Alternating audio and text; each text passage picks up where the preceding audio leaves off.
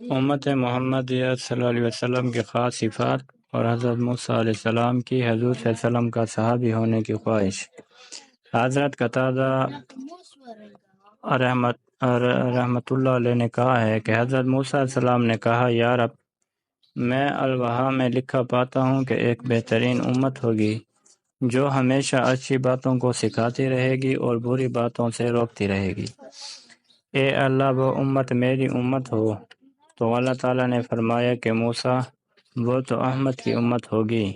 پھر کہا، یا رب، ان الوحا سے ایک ایسی امت کا پتہ چلتا ہے جو سب سے آخر میں پیدا ہوگی لیکن جنت میں سب سے پہلے داخل ہوگی۔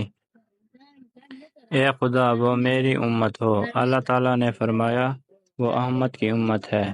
پھر کہا، یا رب، اس امت کا قرآن ان کے سینے میں ہوگا، دل میں دیکھ کر پڑھتے ہوں گے، حالانکہ اس سے پہلے سب ہی لوگ قرآن پر نظر ڈال کر پڑھتے ہیں، دل میں نہیں، حتیٰ کہ اگر ان کا قرآن ہٹا لیا جائے پھر ان کو کچھ بھی یاد نہیں اور نہ کچھ پہچان سکتے ہیں۔ اللہ ان کو حفظ کی ایسی قوت دی ہے کہ کسی امت کو نہیں دی گئی۔ یا رب، وہ میری امت ہو۔ کہا، اے موسیٰ، وہ تو احمد کی امت ہے۔ پھر کہا، یا رب، وہ امت تیری ہو، ہر کتاب پر ایمان لائے گی، وہ گمراہوں اور کافروں سے قتال کریں گے، حتیٰ کہ کان دجال سے بھی لڑیں گے۔ الہی، وہ میری امت ہو۔ اللہ نے کہا، یہ احمد کی امت ہوگی۔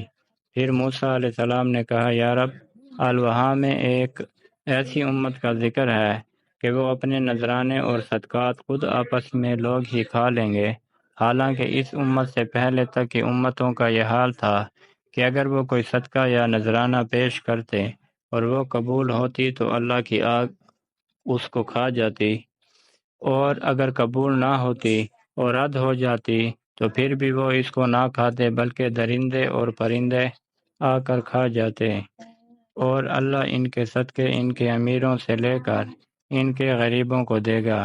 یا رب، وہ میری امت ہو۔ تو فرمایا، یہ احمد کی امت ہوگی۔ پھر کہا، یا رب، میں الوحا میں پاتا ہوں کہ وہ اگر کوئی نیکی کا ارادہ کرے گی لیکن عمل میں نہ لا سکے گی پھر بھی ایک ثواب کی حقدار ہو جائے گی، اور اگر عمل میں لائے گی تو 10 حصے ثواب ملے گا، بلکہ 700 تک کا۔ اے خدا، وہ میری امت ہو۔ تو الہوا میں رکھ دیں اور کہا، کاش میں محمد صلی اللہ علیہ وسلم کا صحابی ہوتا۔